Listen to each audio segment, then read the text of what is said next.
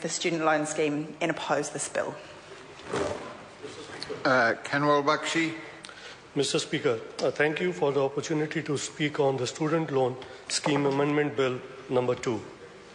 Sir, as our country, we need to strike the balance between educating our people and ensuring that the student loan scheme remains sustainable.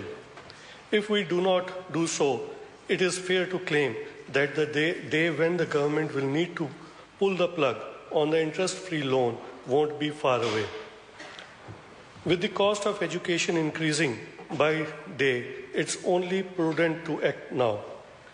We New Zealanders need to ensure that to fund our future development, we are reducing the need to borrow. Towards this end, this national-led government is introducing changes the way student loans are administered. We are working closely with Inland Revenue and New Zealand Customs towards establishing a system that can identify borrowers whose student loan account is in serious default. By ensuring this, the person provided their contact person detail that IRD can make contact with team to establish their repayment obligation. This will ensure that all those who have earned their skills and qualifications with the support of New Zealand taxpayers and are now working in professional positions in their OE meet their obligation of repayment to the New Zealander taxpayers. The government is also working towards broadening the definition of income for student loan repayment purpose. The model we intend to use is one currently being used for working for family schemes.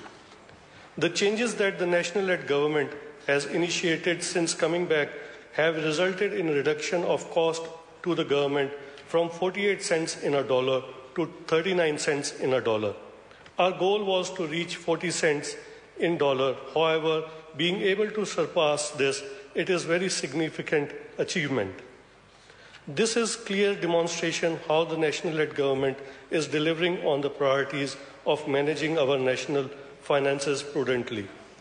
Having more money to invest in our education system clearly means that the probability of the New Zealand having a skilled workforce in future increases significantly.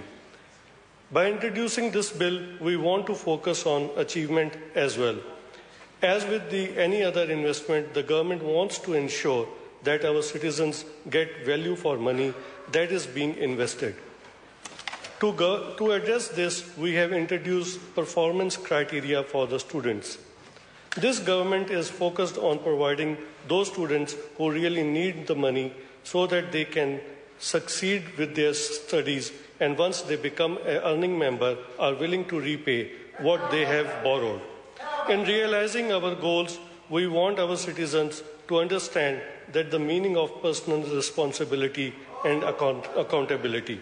Mr. Speaker, I support this bill. Tracy Martin. Kia ora, Mr. Speaker. I stand on behalf of New Zealand First